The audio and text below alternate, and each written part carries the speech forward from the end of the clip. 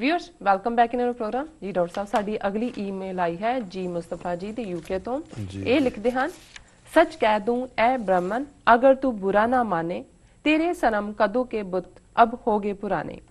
ਲੋਕਾਂ ਨੂੰ ਆਪਣੇ ਧਰਮ ਵੱਲ ਖਿੱਚਣ ਲਈ ਬ੍ਰਾਹਮਣ ਦੀ ਨੀਤੀ ਅਤੇ ਚਾਲ ਹੁਣ ਪੁਰਾਣੀ ਹੋ ਚੁੱਕੀ ਹੈ। ਇਹ ਅੱਜ ਦੀ ਅਗਾਮ ਵਧੂ ਦੁਨੀਆ 'ਚ ਫਿੱਟ ਨਹੀਂ ਬੈਠਦੀ। अपनों से बैर रखना तूने बुतों से सीखा, जंग और जदल सिखाया वाज को भी खुदा ने।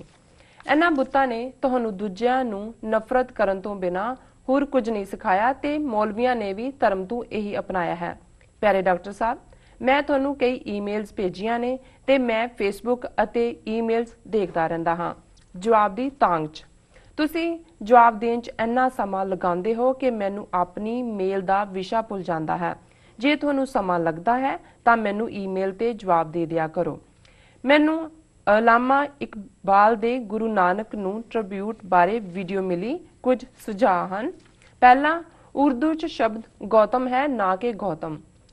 गौहर दा मतलब हीरा नहीं है। एक मिनट से रुकना जी क्योंकि ये मैं नाल दी नाल ही ਉਹਨੂੰ हैंडल करना ਚਾਹੁੰਦਾ। जी जी जी मुस्तफा जी ਦਾ ਬਹੁਤ ਬਹੁਤ ਧੰਨਵਾਦ। ਉਹਨਾਂ ਨੇ ਸਾਨੂੰ ਲਿਖਿਆ ਹੈ, ਉਹਨਾਂ ਦੀਆਂ ਆਲਮੋਸਟ ਬਿਲਕੁਲ ਠੀਕ ਹੈ। 4-5 ਈਮੇਲਸ ਉਹਨਾਂ ਦੀਆਂ ਪੈਂਡਿੰਗ ਨੇ।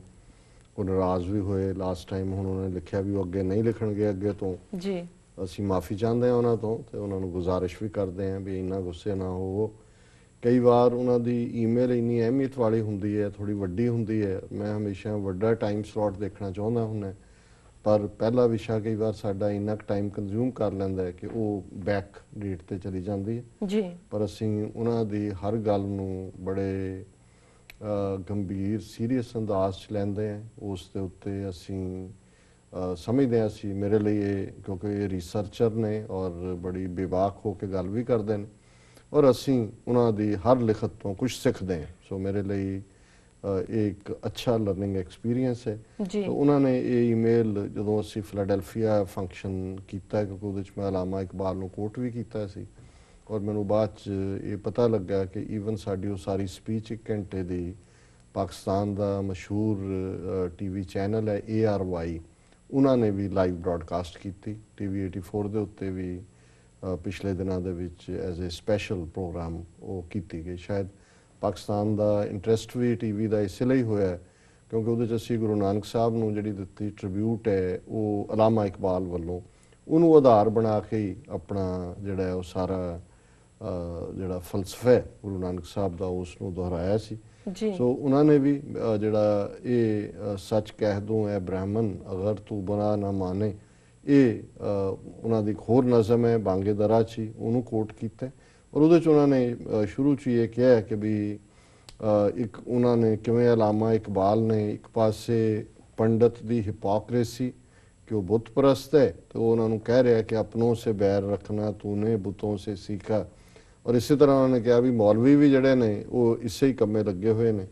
ये कह के उन्होंने फिर जी साडा अलामा इकबाल की नज़म का प्रोनंसीएशन या उसकी इंटरप्रटेशन है उसनूं उन्होंने सुधारन का यतन किया है या उहदे च जिहड़ा उहदे एग्जैक्ट मतलब की ने। और मैं एप्रीशिएट करदा क्योंकि मैं ये अलामा इकबाल की नज़म मैनूं लंबे समय तो याद है, पर क्योंकि मैं अरेबिक स्क्रिप्ट दे विच उर्दू स्क्रिप्ट उर्दू पढ़ नहीं सकता, सो बहुत वारी साडा सोर्स ईदर इंग्लिश दे विच लिखे हुए रोमन च है जां कुछ जिहड़ियां ने हुण मैनूं मैं स्पॉट कीतियां इंटरनेट के उत्ते ईवन पंजाबी पब्लिकेशनस भी।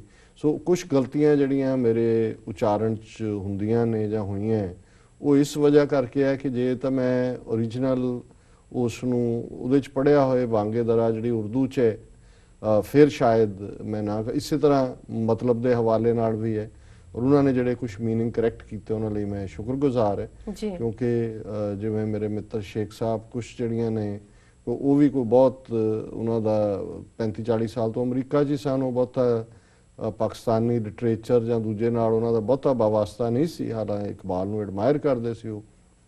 सो इसलिए मैं कदे क्लेम भी नहीं किया कि इस पासे का मेरा नॉलेज बड़ा प्रोफाउंड है और मैं जिथे भी किसी नूं मिलदा है जिहड़ा मैनूं कुछ सिखा सकता है मैं सीखण दा यतन करदा।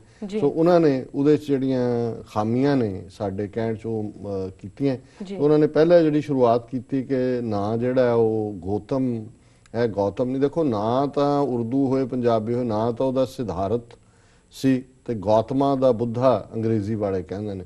ਸੋ ਉਹ ਉਰਦੂ ਚ ਕੀ ਕਿਹਾ ਜਾਂਦਾ ਹੈ ਕੀ ਨਹੀਂ, ਨਾ ਜਿਹੜਾ ਗੌਤਮ ਬੁੱਧ ਹੈ। ਸੋ ਇਹ ਪਾਰਟ ਉਹਨਾਂ ਦਾ ਜਿਹੜਾ ਹੈ, ਮੇਰਾ ਖਿਆਲ ਹੈ ਉਹਨਾਂ ਨੇ ਆਪਣੇ ਲਿਹਾਜ਼ ਨਾਲ ਕਿਹਾ, ਬਟ ਮੈਂ ਉਹਨੂੰ ਉਹੀ ਕੀਤਾ। ਹੁਣ ਤੁਸੀਂ ਅੱਗੇ ਚਲੋ ਜੀ। ਦੂਸਰਾ ਹੈ ਗੋਹਰ ਦਾ ਮਤਲਬ ਹੀਰਾ ਨਹੀਂ ਹੈ, ਹੀਰਾ ਪੱਥਰਾਂ ਚੋਂ ਆਉਂਦਾ ਹੈ ਅਤੇ ਗੋਹਰ ਸਮੁੰਦਰਾਂ ਵਿੱਚੋਂ ਸਿੱਪੀ ਚੋਂ ਆਉਂਦਾ ਹੈ, ਇਸ ਨੂੰ ਮੋਤੀ ਕਹਿੰਦੇ ਹਨ। ਹਾਂ, ਇਹ ਬਿਲਕੁਲ ਉਹਨਾਂ ਨੇ ਮੈਨੂੰ ਠੀਕ ਗਾਈਡ ਕੀਤਾ ਹੈ, ਕਿਉਂਕਿ ਸਾਡੇ ਲਈ ਅਸੀਂ ਹੀਰਿਆਂ ਮੋਤੀਆਂ ਦੇ ਵਪਾਰੀ ਨਹੀਂ ਹੈ, ਸਾਡੇ ਲਈ ਤਾਂ ਬਹੁਤ ਮਹਿੰਗੀ ਚੀਜ਼ ਵਾਲੀ ਗੱਲ ਹੈ। ਸੋ ਇਹਦੇ ਚ ਬਿਲਕੁਲ ਕਿਹਾ ਹੈ ਕਿ ਗੌਹਰ ਜਿਹੜਾ ਹੈ ਉਹ ਸਿੱਪੀ ਚੋਂ ਨਿਕਲਣ ਵਾਲਾ ਮੋਤੀ ਹੈ, ਜਿਹਨੂੰ ਸੁੱਚਾ ਮੋਤੀ ਵੀ ਕਹਿੰਦੇ ਨੇ, ਜਿਹੜਾ ਪਿਓਰ ਹੁੰਦਾ। ਅੱਜ ਕੱਲ੍ਹ ਤਾਂ ਜਾਲੀ ਮੋਤੀ ਵੀ ਨੇ ਜੀ। ਸੋ ਇਹਦੇ ਲਈ ਮੈਂ ਸ਼ੁਕਰਗੁਜ਼ਾਰ ਹਾਂ ਕਿ ਉਹਨਾਂ ਨੇ ਕਰੈਕਟ ਕੀਤਾ ਹੈ ਕਿ ਵੀ ਬੇਸ਼ੱਕ ਜਿਹੜਾ ਗੌਹਰ ਹੈ ਉਸ ਦਾ ਮਤਲਬ ਮੋਤੀ ਹੈ। ਜੀ। ਤੀਸਰਾ ਹੈ ਯਕ ਦਾਨਾ ਦਾ ਮਤਲਬ ਹੈ ਜਿਸ ਦਾ ਕੋਈ ਮੇਲ ਨਾ ਹੋਵੇ, ਲੱਖਾਂ ਚੋਂ ਇੱਕ। ਯਕ ਇੱਕ ਉਜ਼ਬੈਕ ਸ਼ਬਦ ਹੈ ਜਿਸ ਦਾ ਮਤਲਬ ਹੈ ਇੱਕ। ਟਾਂਗੇ ਨੂੰ ਪੰਜਾਬੀ ਜ਼ੁਬਾਨ 'ਚ ਬਜ਼ੁਰਗਾਂ ਵੱਲੋਂ ਯੱਕਾ ਵੀ ਕਿਹਾ ਜਾਂਦਾ ਹੈ। ਉਸ ਪਿੱਛੇ ਕਾਰਨ ਇਹ ਹੈ ਕਿ ਉਹਨੂੰ ਇੱਕ ਘੋੜੇ ਵੱਲੋਂ ਖਿੱਚਿਆ ਜਾਂਦਾ ਹੈ, ਦੋ ਘੋੜੇ ਵਾਲੇ ਟਾਂਗੇ ਨੂੰ ਬੱਗੀ ਕਿਹਾ ਜਾਂਦਾ ਹੈ। ਤੁਹਾਨੂੰ ਪੰਜਾਬ ਦੇ ਇਤਿਹਾਸ 'ਚ ਅਦੀਨਾ ਬੇਗ ਬਾਰੇ ਪਤਾ ਹੈ। ਲਾਹੌਰ ਨੇੜੇ ਇੱਕ ਅਰਾਈ ਪਰਿਵਾਰ ਚੋਂ ਪਟਵਾਰੀ ਸਨ। ਅਦੀਨਾ ਸ਼ਬਦ ਵੀ ਉਜ਼ਬੈਕ ਭਾਸ਼ਾ ਚੋਂ ਆਇਆ ਹੈ ਜਿਸ ਦਾ ਮਤਲਬ ਅੱਧਾ ਹੈ। ਸ਼ਜਰ ਦਾ ਮਤਲਬ ਮਾਲੀ। ਇੱਕ ਮਿੰਟ ਜੀ। ਮੇਰਾ ਖਿਆਲ ਚਲੋ ਉਹਨਾਂ ਨੇ ਮੈਨੂੰ ਇਹ ਗਿਆਨ ਦਿੱਤਾ ਵੀ ਇਹ ਉਜ਼ਬੈਕ ਜ਼ਬਾਨ ਦੇ ਸ਼ਬਦ ਨੇ। ਮੈਂ ਵੈਸੇ ਨਹੀਂ ਸੀ ਕਿਹਾ ਵੀ ਉਜ਼ਬੈਕ ਦੇ ਨਹੀਂ ਨੇ, ਹਰ ਜ਼ਬਾਨ ਚੋਂ ਸ਼ਬਦ ਆਉਂਦੇ। ਔਰ ਦਾਨਾ ਸਿਆਣਪ ਲਈ ਪੰਜਾਬੀ 'ਚ ਵੀ ਸ਼ਬਦ ਇਸਤੇਮਾਲ ਹੁੰਦਾ ਹੈ, ਜਦੋਂ ਕਹੋਗੇ ਕਿ ਜੀ ਇਹ ਬੜਾ ਦਾਨਾ ਹੈ, ਜਿਹੜਾ ਕਿ ਵਾਈਜ਼ ਮੈਨ ਦੀ ਸੈਂਸ 'ਚ। ਯਕ ਜ਼ਾਹਰ ਹੈ ਵੀ ਉਹ ਅਸੀਂ ਵੀ ਜਦੋਂ ਇਸਤੇਮਾਲ ਕਰਦੇ ਹਾਂ ਇੱਕ ਦੀ ਜਿਹਦਾ ਕੋਈ ਮੇਲ ਨਾ ਹੋਏ, ਯੂਨੀਕ ਅੰਗਰੇਜ਼ੀ 'ਚ ਕਹਿੰਦੇ ਨੇ, ਪੰਜਾਬੀ 'ਚ ਅਸੀਂ ਉਸ ਨੂੰ ਇਹੀ ਕਹਿੰਦੇ ਹਾਂ ਕਿ ਭਾਈ ਇਹ ਇਹੋ ਜਿਹਾ ਇਹੀ ਹੈ। ਸੋ ਉਹਨਾਂ ਨੇ ਅਦੀਨਾ ਬੇਗ ਦੇ ਹਵਾਲੇ ਨਾਲ ਵੀ ਕਿਹਾ ਕਿ ਅਦੀਨਾ ਜਿਹਦਾ ਮਤਲਬ ਅੱਧਾ ਹੁੰਦਾ ਹੈ। ਚਲੋ ਇਹ ਵੀ ਇੱਕ ਸ਼ਬਦ ਉਹਨਾਂ ਨੇ ਸਿਖਾਇਆ, ਪਰ ਯਕ ਦਾਨਾ ਦਾ ਮਤਲਬ ਇਹੀ ਹੈ ਕਿ ਆਪਣੇ ਆਪ ਦੇ ਵਿੱਚ ਯੂਨੀਕ, ਜਿਹਦਾ ਕੋਈ ਹੋਰ ਸਾਨੀ ਨਹੀਂ। ਜੀ। ਸ਼ਜਰ ਦਾ ਮਤਲਬ ਮਾਲੀ ਨਹੀਂ ਹੁੰਦਾ, ਜਿਵੇਂ ਕਿ ਤੁਸੀਂ ਦੱਸਿਆ। ਉਸ ਦਾ ਮਤਲਬ ਦਰਖਤ ਹੁੰਦਾ ਹੈ। ਇਕੱਲੇ ਦਰਖਤ ਨੂੰ ਨਹੀਂ, ਆਪਣੇ ਫਲ ਦੇ ਮਿਠਾਸ ਦਾ ਪਤਾ ਨਹੀਂ ਹੁੰਦਾ, ਮਾਲੀ ਨੂੰ ਤਾਂ ਪਤਾ ਹੁੰਦਾ ਹੈ। ਕਾਮਲ ਇੱਕ ਅਰਬੀ ਸ਼ਬਦ ਹੈ। ਇਹ ਵੀ ਮੈਂ ਇਹਨਾਂ ਦਾ ਸ਼ੁਕਰੀਆ ਅਦਾ ਕਰਦਾ ਕਿ ਵੀ ਇਹ ਉਹਨਾਂ ਨੇ ਮੈਨੂੰ ਕਰੈਕਟ ਕੀਤਾ, ਕਿਉਂਕਿ ਜਿਹੜਾ ਉਹਨਾਂ ਦਾ ਇੱਕ ਉਹਨਾਂ ਦੀ ਉਸ ਨਜ਼ਮ ਦਾ ਇੱਕ ਹਿੱਸਾ ਸੀ ਕਿ ਵੀ ਜਿਹੜਾ ਸ਼ਜਰ ਹੈ ਉਹ ਫਲ ਦੀ ਸ਼ਰੀਨੀ ਤੋਂ ਜਿਹੜਾ ਉਹ ਨਾ ਵਾਕਿਫ ਹੁੰਦਾ ਹੈ। ਗਾਫਿਲ ਫਲ ਕੀ ਸ਼ਰੀਨੀ ਸੇ ਹੋਤਾ ਹੈ ਸ਼ਜਰ। ਸੋ ਮੈਨੂੰ ਇਹ ਲੱਗਦਾ ਸੀ ਕਿ ਵੀ ਮਾਲੀ ਦੇ ਕੰਟੈਕਸਟ ਇਹ ਹੈ, ਕਿਉਂਕਿ ਮੈਂ ਚੈੱਕ ਨਹੀਂ ਸੀ ਕੀਤਾ ਹੋਇਆ, ਪਰ ਉਹਨਾਂ ਨੇ ਠੀਕ ਕਰੈਕਟ ਕੀਤਾ ਕਿ ਇਹਦਾ ਮਤਲਬ ਦਰਖਤ ਹੈ, ਕਿ ਦਰਖਤ ਨੂੰ ਫਲ ਦੇ ਮਿਠਾਸ ਦਾ ਪਤਾ ਨਹੀਂ ਹੁੰਦਾ। ਜ਼ਾਹਰ ਹੈ ਮਾਲੀ ਨੂੰ ਜਾਂ ਦੂਸਰੇ ਜਿਹੜੇ ਚੱਖਦੇ ਨੇ ਉਹਨਾਂ ਨੂੰ ਤਾਂ ਪਤਾ ਹੁੰਦਾ। ਸੋ ਇਹ ਬਿਲਕੁਲ ਠੀਕ ਉਹਨਾਂ ਨੇ ਮੈਨੂੰ ਗਾਈਡ ਕੀਤਾ ਜੀ। ਕਾਮਲ ਇੱਕ ਅਰਬੀ ਸ਼ਬਦ ਹੈ ਜਿਸ ਦਾ ਮਤਲਬ ਹੈ ਪੂਰਾ, ਬਿਨਾਂ ਕਿਸੇ ਕਮੀ ਤੋਂ। ਤੁਸੀਂ ਕਿਹਾ ਸੀ ਕਿ ਇਸ ਦਾ ਮਤਲਬ ਰੱਬ ਦਾ ਬਣਾਇਆ ਹੈ, ਐਦਾਂ ਨਹੀਂ ਹੈ। ਜੀ ਡਾਕਟਰ ਸਾਹਿਬ। ਦੇਖੋ ਇੱਥੇ ਮੇਰਾ ਖਿਆਲ ਹੈ ਕਿ ਵੀ ਜੇ ਤਾਂ ਜਦੋਂ ਅਸੀਂ ਟਰਾਂਸਲੇਸ਼ਨ ਜਾਂ ਇੰਟਰਪ੍ਰੀਟੇਸ਼ਨ ਕਰਦੇ ਹਾਂ, ਹੁਣ ਉਹਨਾਂ ਨੇ ਕਿਹਾ ਹੈ ਕਿ ਬਿਨਾਂ ਕਿਸੇ ਕਮੀ ਤੋਂ ਪੂਰਾ। ਹੁਣ ਪੂਰੇ ਨੂੰ ਕੌਣ ਬਣਾ ਸਕਦਾ ਹੈ? ਪੂਰਾ ਹੀ ਬਣਾ ਸਕਦਾ, ਰੱਬ ਹੀ ਬਣਾ ਸਕਦਾ ਹੈ। ਸੋ ਜਿਵੇਂ ਅਸੀਂ ਬਾਣੀ 'ਚ ਪੜ੍ਹਦੇ ਹਾਂ ਕਿ ਪੂਰੇ ਕਾ ਕੀਆ ਸਭ ਕੁਛ ਪੂਰਾ, ਪੂਰਾ ਸ਼ਬਦ ਹੈ, ਘਾਟਵਾਦ ਕਿਛ ਨਾਹੀਂ। ਨਹੀਂ ਕਿ ਬਈ ਜਿਹੜਾ ਰੱਬ ਹੈ, ਜਿਹਨੂੰ ਰੱਬ ਨੇ ਬਣਾਇਆ ਉਹ ਪੂਰਾ ਹੈ, ਉਹਦੇ 'ਚ ਕੋਈ ਘੱਟ ਵੱਧ ਨਹੀਂ ਹੁੰਦੀ ਹੈ। ਮੈਨੂੰ ਵੀ ਇਸ ਗੱਲ ਦਾ ਇਲਮ ਸੀ ਕਿ ਜਿਹੜਾ ਕਾਮਲ ਦਾ ਜਿਹੜਾ ਭਾਵ ਇਹ ਹੈ, ਪਰ ਜਦੋਂ ਅਲਾਮਾ ਇਕਬਾਲ ਉਹਨਾਂ ਨੂੰ ਮਰਦੇ ਕਾਮਿਲ, ਹਿੰਦ ਕੋ ਇੱਕ ਮਰਦੇ ਕਾਮਿਲ ਨੇ ਜਗਾਇਆ ਖਾਬ ਸੇ ਕਹਿੰਦੇ ਨੇ।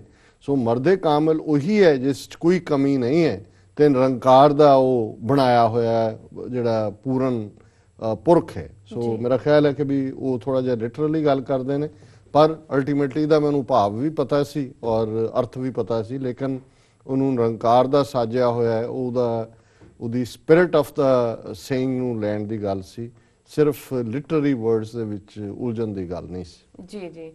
ਅਗਲਾ ਹੈ ਸ਼ਬਦ ਮੇ ਸ਼ਰਾਬ ਹੈ ਨਾ ਕਿ ਮੀਏ, ਜਿਵੇਂ ਤੁਸੀਂ ਕਿਹਾ ਸੀ। ਪਿਦਾਰ ਕੋਈ ਫਾਰਸੀ ਦਾ ਸ਼ਬਦ ਨਹੀਂ ਹੈ, ਬਲਕਿ ਇਹ ਇੱਕ ਗ੍ਰੀਸ ਦਾ ਲਿਖਾਰੀ ਸੀ ਜਿਸ ਦੀਆਂ ਲਿਖਤਾਂ ਨੂੰ ਸਮਝਣਾ ਬੜਾ ਔਖਾ ਸੀ। ਤਾਂ ਹੀ ਇਕਬਾਲ ਨੇ ਉਸ ਦਾ ਨਾਮ ਚੁਣਿਆ ਤਾਂ ਜੋ ਬ੍ਰਹਮਣ ਦੀ ਵਿਚਾਰਧਾਰਾ ਨੂੰ ਖੁਸ਼ ਦੱਸਿਆ ਜਾ ਸਕੇ ਤੇ ਬੇਮਤਲਬ ਚੀਜ਼ਾਂ ਨਾਲ ਮਿਲਾਇਆ ਜਾ ਸਕੇ। ਹਾਂਜੀ, ਕਿਉਂਕਿ ਜਦੋਂ ਇਹ ਉਹਨਾਂ ਦੀ ਲਿਖਤ ਪੰਜਾਬੀ ਦੇ ਵਿੱਚ ਸੀ ਤਾਂ ਉਸ ਨੂੰ ਮੀਏ ਪਿੰਦਾਰ ਜਾਂ ਮੀਏ ਪੰਦਾਰ ਲਿਖਿਆ ਹੋਇਆ ਸੀ ਔਰ ਉਸ ਦਾ ਅਰਥ ਵੀ ਜਿਹੜਾ ਹੈ ਹੰਕਾਰ ਦੇ ਵਿੱਚ ਡੁੱਬਿਆ ਹੋਇਆ। ਸੋ ਜ਼ਾਹਰ ਹੈ ਕਿ ਜਿਵੇਂ ਮੈਂ ਉਹਨਾਂ ਨੇ ਠੀਕ ਕਿਹਾ ਕਿ ਮੈਂ ਸ਼ਰਾਬ ਹੁੰਦੀ ਹੈ, ਸੋ ਜਿਸ ਤਰੀਕੇ ਨਾਲ ਸ਼ਰਾਬ ਦਾ ਇੱਕ ਨਸ਼ਾ ਹੁੰਦਾ ਹੈ ਉਸ ਚੋਂ ਕੋਈ ਨਿਕਲਦਾ ਨਹੀਂ, ਇਸੇ ਤਰ੍ਹਾਂ ਜਿਹੜਾ ਇੱਕ ਤਾਕਤ ਜਾਂ ਫਲਸਫੇ ਦਾ ਨਸ਼ਾ ਹੈ। ਸੋ ਇੰਟਰਪ੍ਰੀਟੇਸ਼ਨ ਉਸ ਦੀ ਡਿਫਰੈਂਟ ਮੈਂ ਨਹੀਂ ਕੀਤੀ, ਲੇਕਿਨ ਇਹ ਚੰਗੀ ਗੱਲ ਹੈ ਵੀ ਉਹਨਾਂ ਨੇ ਜਿਹੜਾ ਪਿੰਦਾਰ ਮੈਂ ਜਿਹੜਾ ਉਹਨਾਂ ਨੇ ਕਿਹਾ ਕਿ ਵੀ ਇਹ ਗ੍ਰੀਕ ਫਿਲਾਸਫਰ ਹੈ ਔਰ ਖੁਸ਼ਕ ਉਹਦਾ ਫਲਸਫਾ ਹੋਏਗਾ ਜਿਵੇਂ ਬ੍ਰਾਹਮਣ ਦਾ ਖੁਸ਼ਕ ਫਲਸਫਾ ਹੈ। ਸੋ ਇਹ ਮੈਂ ਪਿੰਦਾਰ ਜਾਂ ਪਿਦਾਰ ਇਹਨੂੰ ਮੈਂ ਚੈੱਕ ਕਰਾਂਗਾ ਕਿ ਵੀ ਇਹ ਕੌਣ ਫਿਲਾਸਫਰ ਹੈ, ਪਰ ਇਹ ਵੀ ਉਹਨਾਂ ਦੀ ਜਿਹੜੀ ਦਿੱਤੀ ਗਈ ਮੈਂ ਸਮਝਦਾ ਇਨਪੁਟ ਹੈ ਮੋਸਟ ਵੈਲਕਮ ਹੈ। ਜੀ, ਇਬਰਾਹਿਮ ਦੇ ਪਿਤਾ ਅਜ਼ਰ ਉਹ ਇਨਸਾਨ ਸਨ ਜੋ ਆਪ ਖੁਦ ਇੱਕ ਪ੍ਰਸਿੱਧ ਮੂਰਤੀ ਘੜਨ ਵਾਲੇ ਘੁਮਿਆਰ ਸਨ। ਇਬਰਾਹਿਮ ਮੂਰਤੀ ਪੂਜਾ ਦੇ ਖਿਲਾਫ ਸੀ। ਇਕਬਾਲ ਨੇ ਗੁਰੂ ਨਾਨਕ ਸਾਹਿਬ ਦੇ ਪਿਤਾ ਮਹਿਤਾ ਨੂੰ ਇਬਰਾਹਿਮ ਨਾਲ ਮਿਲਾ ਕੇ ਦੇਖਿਆ। ਮਹਿਤਾ ਜੀ ਗੁਰੂ ਨਾਨਕ ਸਾਹਿਬ ਦੇ ਪਿਤਾ ਵੀ ਮੂਰਤੀ ਦੇ ਪੁਜਾਰੀ ਸਨ। ਇੱਕ ਵਾਰ ਲੋਕਾਂ ਵੱਲੋਂ ਇੱਕ ਜਗ੍ਹਾ ਤੇ ਇਕੱਠੇ ਕਰਕੇ ਰੱਖੇ ਕਈ ਬੁੱਤ ਇਬਰਾਹਿਮ ਨੇ ਕੁਹਾੜੀ ਨਾਲ ਤੋੜ ਦਿੱਤੇ ਸਨ। ਜਦੋਂ ਉਹ ਲੋਕ ਕਿਸੇ ਸਮਾਗਮ ਤੇ ਗਏ ਹੋਏ ਸਨ, ਇੱਕ ਵੱਡੇ ਬੁੱਤ ਦੇ ਮੋਢੇ ਤੇ ਉਸਨੇ ਕੁਹਾੜੀ ਰੱਖ ਦਿੱਤੀ। ਉਸ ਨੂੰ ਹੁਕਮਰਾਨ ਵੱਲੋਂ ਪੁੱਛੇ ਜਾਣ ਤੇ ਉਸਨੇ ਕਿਹਾ ਕਿ ਜਿਸ ਦੇ ਮੋਢੇ ਤੇ ਕੁਹਾੜੀ ਹੈ ਉਸ ਨੂੰ ਹੀ ਪੁੱਛੋ। ਲੋਕਾਂ ਨੇ ਕਿਹਾ ਕਿ ਬੁੱਤ ਬੋਲ ਨਹੀਂ ਸਕਦਾ। ਉਸਨੇ ਕਿਹਾ ਕਿ ਜੇ ਇਹ ਤੁਹਾਨੂੰ ਕੁਝ ਦੱਸ ਨਹੀਂ ਸਕਦਾ, ਆਪਣੇ ਤੇ ਬੈਠੀ ਮੱਖੀ ਤੱਕ ਨਹੀਂ ਉਡਾ ਸਕਦਾ, ਫਿਰ ਤੁਹਾਡੀਆਂ ਸਮੱਸਿਆਵਾਂ ਕਿਵੇਂ ਹੱਲ ਕਰ ਸਕਦਾ ਹੈ? ਤੁਸੀਂ ਇਸ ਦੀ ਪੂਜਾ ਕਿਵੇਂ ਕਰ ਸਕਦੇ ਹੋ?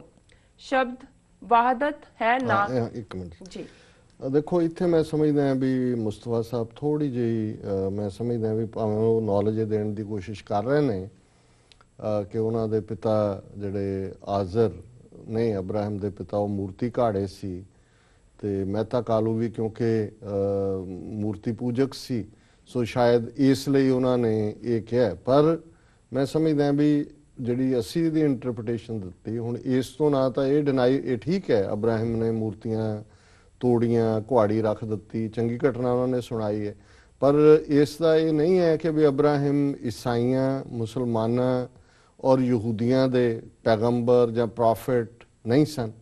ਸੋ ਜਦੋਂ ਅਸੀਂ ਕਿਹਾ ਕਿ ਵੀ ਇਕਬਾਲ ਨੇ ਜਿਵੇਂ ਇਬਰਾਹਿਮ ਜਿਹੜੇ ਕਿ ਇਸਲਾਮ ਦੇ ਵਿੱਚ ਹਜ਼ਰਤ ਇਬਰਾਹਿਮ ਕਰਕੇ ਜਾਣੇ ਜਾਂਦੇ ਨੇ, ਉਹਨਾਂ ਦਾ ਉਹ ਤਿੰਨਾਂ ਪ੍ਰਮੁੱਖ ਸੈਮੈਟਿਕ ਧਰਮਾਂ ਦੇ ਪੈਗੰਬਰ ਤੇ ਇਧਰ ਗੁਰੂ ਨਾਨਕ ਚੋਂ ਉਹਨਾਂ ਨੂੰ ਇਬਰਾਹਿਮ ਦਾ ਨੂਰ ਨਜ਼ਰ ਆਉਂਦਾ ਹੈ। ਬੇਸ਼ੱਕ ਇਹ ਮੂਰਤੀ ਪੂਜਾ ਜਾਂ ਵਹਾਦਤ ਦੇ ਕੰਟੈਕਸਟ 'ਚ ਹੀ ਇਹਨਾਂ ਨੇ ਬਿਆਨ ਕੀਤਾ, ਪਰ ਮੈਂ ਸਮਝਦਾ ਵੀ ਇਹ ਕੋਈ ਡਿਫਰੈਂਟ ਇੰਟਰਪ੍ਰੀਟੇਸ਼ਨ ਨਹੀਂ ਹੈ। ਇਹ ਉਹਨਾਂ ਨੇ ਕਲੈਰੀਫਾਈ ਕੀਤਾ ਹੈ ਕਿ ਵੀ ਉਹਨਾਂ ਦੇ ਪਿਤਾ ਵੀ ਇੱਕ ਬੁੱਤ ਪ੍ਰਸਤ ਸਨ ਔਰ ਜ਼ਾਹਰ ਹੈ ਕਿ ਮਹਿਤਾ ਕਾਲੂ ਜਿਸ ਹਿੰਦੂ ਪਰੰਪਰਾ 'ਚ ਯਕੀਨ ਰੱਖਦੇ ਸਨ ਉਹਦੇ ਜਨੇਊ ਪਾਉਣਾ ਜਾਂ ਮੂਰਤੀ ਪੂਜਾ ਉਹਦਾ ਹਿੱਸਾ ਹੋਏਗਾ। ਸੋ ਇਹ ਕੰਟੈਕਸਟ ਵੀ ਹੋਏਗਾ, ਬਟ ਅਲਾਮਾ ਇਕਬਾਲ ਜੇ ਗੁਰੂ ਨਾਨਕ ਸਾਹਿਬ ਨੂੰ ਮਰਦ ਕਾਮਲ ਔਰ ਸ਼ਾਜਰ ਜਿਹੜਾ ਉਸ ਦਾ ਆਜ਼ਰ ਕਾ ਘਰ ਰੋਸ਼ਨ ਹੁਆ ਇਸ ਨਾਲ ਮੁਖਾਤਬ ਕਰਦੇ ਨੇ। ਸੋ ਜ਼ਾਹਰ ਹੈ ਕਿ ਗੁਰੂ ਨਾਨਕ ਸਾਹਿਬ ਦੇ ਨੂਰ ਦੇ ਵਿੱਚ ਇਹਨਾਂ ਤਿੰਨਾਂ ਧਰਮਾਂ ਦੇ ਪੈਗੰਬਰ ਇਬਰਾਹਿਮ ਦਾ ਨੂਰ ਜਿਹੜਾ ਹੈ ਉਹ ਅਲਾਮਾ ਇਕਬਾਲ ਨੂੰ ਨਜ਼ਰ ਆਉਂਦਾ ਹੈ। ਜੀ, ਸ਼ਬਦ ਵਾਹਦਤ ਹੈ ਨਾ ਕਿ ਵਹਿਦਤ। ਇਹ ਸ਼ਬਦ ਵਾਹਿਦ ਤੋਂ ਬਣਿਆ ਹੈ ਜਿਸ ਦਾ ਮਤਲਬ ਹੈ ਇੱਕ। ਇਕਬਾਲ ਖੁਦ ਕਸ਼ਮੀਰੀ ਬ੍ਰਾਹਮਣ ਸਨ, ਗੋਤ ਸਪਰੂ ਸੀ। ਉਸ ਦੇ ਦਾਦਾ ਜੀ ਧਰਮ ਪਰਿਵਰਤਨ ਕਰਕੇ ਇਸਲਾਮ 'ਚ ਆਏ ਸਨ। ਉਹਨਾਂ ਦੇ ਪਿਤਾ ਨੂਰ ਮੁਹੰਮਦ ਟੋਪੀਆਂ ਸੀਂਦੇ ਸਨ ਤੇ ਪਰਿਵਾਰ ਲਈ ਰਿਜ਼ਕ ਹਲਾਲ ਕਮਾਉਂਦੇ ਸਨ। ਜੀ ਡਾਕਟਰ ਸਾਹਿਬ। ਹਾਂ, ਇਹ ਬਿਲਕੁਲ ਉਹਨਾਂ ਦਾ ਠੀਕ ਹੈ ਕਿ ਵਾਹਦ ਜਦੋਂ ਅਸੀਂ ਕਹਿੰਦੇ ਹਾਂ ਕਿ ਵਾਹਦ ਲੀਡਰ, ਤੇ ਉਹ ਵਾਹਦ ਦਾ ਮਤਲਬ ਇੱਕ ਹੈ। ਸੋ ਉਹ ਵਾਹਦਤ ਸ਼ਬਦ ਹੀ ਹੈ। ਨਾਨਕ ਨੇ ਜਿਸ ਜ਼ਮੀਨ ਪਰ वाहदत का गीत गाया, मेरा वतन वही है, मेरा वतन वही है, एक होर थां ते भी किया। बाकी उन्होंने जिहड़ी अलामा इकबाल बारे दित्ती है जानकारी ठीक है। उन्होंने दादा जी इस्लाम च आए, सपरू उन्हों दी गोत सी, कश्मीरी ब्राह्मण सन, गोत सपरू सी और उन्होंने पिता जिहड़े ने सियालकोट दे विच ਜਿਹੜੇ ਨੇ ਟੋਪੀਆਂ ਸਿੰਦੇ ਸੀ। ਸੋ ਇਹ ਇੱਕ ਰਿਮਾਰਕੇਬਲ ਗੱਲ ਹੈ ਕਿ ਇਸ ਬੜੀ ਕਿਰਤ ਕਰਨ ਵਾਲੇ ਜਿਹੜੇ ਉਹਨਾਂ ਦੇ ਪਿਤਾ ਨੇ, ਉਹਨਾਂ ਦੇ ਘਰ 'ਚ ਅਲਾਮਾ ਇਕਬਾਲ ਵਰਗਾ ਜਿਹੜਾ ਇੰਨਾ ਵੱਡਾ ਸਕਾਲਰ, ਜਿਸ ਨੇ ਉਸ ਫਲਸਫੇ ਨੂੰ ਸਮਝਿਆ ਔਰ ਜਿਨ੍ਹਾਂ ਨੇ ਗੁਰੂ ਨਾਨਕ ਸਾਹਿਬ ਨੂੰ ਯੂਨੀਕ ਟ੍ਰਿਬਿਊਟ ਦਿੱਤੀ, ਔਰ ਬਾਅਦ ਦੇ ਵਿੱਚ ਜਿਵੇਂ ਉਹਨਾਂ ਨੇ ਪਾਕਿਸਤਾਨ ਦਾ ਕਾਨਸੈਪਟ ਦਿੱਤਾ ਹੈ, ਜਿਸ ਦੇ ਉੱਤੇ ਫਿਰ ਕਾਇਦੇ ਆਜ਼ਮ ਮੁਹੰਮਦ ਅਲੀ ਜਿਨ੍ਹਾਂ ਨੇ ਉਸ ਇਮਾਰਤ ਨੂੰ ਉਸਾਰਿਆ। ਇੱਕ ਸਟੇਜ ਸੀ ਕਿ ਕਾਇਦੇ ਆਜ਼ਮ ਵੀ ਬਿਲਕੁਲ ਫੈਡ ਅਪ ਹੋ ਕੇ, ਜਿਵੇਂ ਉਹ ਇੰਗਲੈਂਡ 'ਚ ਬਹਿ ਗਿਆ ਸੀ, ਉੱਥੇ ਲੰਡਨ 'ਚ ਪ੍ਰੈਕਟਿਸ ਕਰਨ ਲੱਗ ਗਏ ਸੀ। ਪਰ ਫਿਰ ਇਕਬਾਲ ਨੇ ਉਹਨਾਂ ਨੂੰ ਚਿੱਠੀਆਂ ਲਿਖ ਕੇ ਬੁਲਾਇਆ, ਜਿਹੜੇ ਕਿ ਕਿਤੇ ਪਬਲਿਸ਼ ਵੀ ਹੋਈਆਂ, ਮੈਨੂੰ ਨਹੀਂ ਮੌਕਾ ਬਣਿਆ ਪੜ੍ਹਨ ਦਾ, ਕਿ ਵੀ ਤੁਹਾਡੇ ਬਿਨਾਂ ਕੋਈ ਇਸ ਕੌਮ ਦੀ ਸਾਰ ਨਹੀਂ ਲੈ ਸਕਦਾ, ਵੀ ਤੁਸੀਂ ਉਹਨਾਂ ਨੂੰ ਵਾਪਸ ਮੋੜਿਆ। ਸੋ ਮੈਂ ਸਮਝਦਾ ਵੀ ਅਲਾਮਾ ਇਕਬਾਲ ਦੀ ਗੁਰੂ ਨਾਨਕ ਸਾਹਿਬ ਨੂੰ ਦਿੱਤੀ ਟ੍ਰਿਬਿਊਟ ਵੀ ਯੂਨੀਕ ਹੈ, ਔਰ ਇਹਨਾਂ ਦਾ ਵੀ ਜੀ ਮੁਸਤਫਾ ਜੀ ਦਾ ਬਹੁਤ ਸ਼ੁਕਰੀਆ ਕਿ ਉਹਨਾਂ ਨੇ ਸਾਨੂੰ ਕਰੈਕਟ ਵੀ ਕੀਤਾ ਹੈ ਔਰ ਕੁਝ ਐਡੀਸ਼ਨਲ ਜਾਣਕਾਰੀ ਵੀ ਦਿੱਤੀ। ਜੀ ਡਾਕਟਰ ਸਾਹਿਬ, ਇਸ ਨਾਲ ਲੈਣੇ ਬ੍ਰੇਕ। ਵੀਅਰਸ, ਤੁਸੀਂ ਨਾਲ ਬਣੇ ਰਹੋ, ਮਿਲਦੇ ਹਾਂ ਛੋਟੇ ਬ੍ਰੇਕ ਤੋਂ ਬਾਅਦ।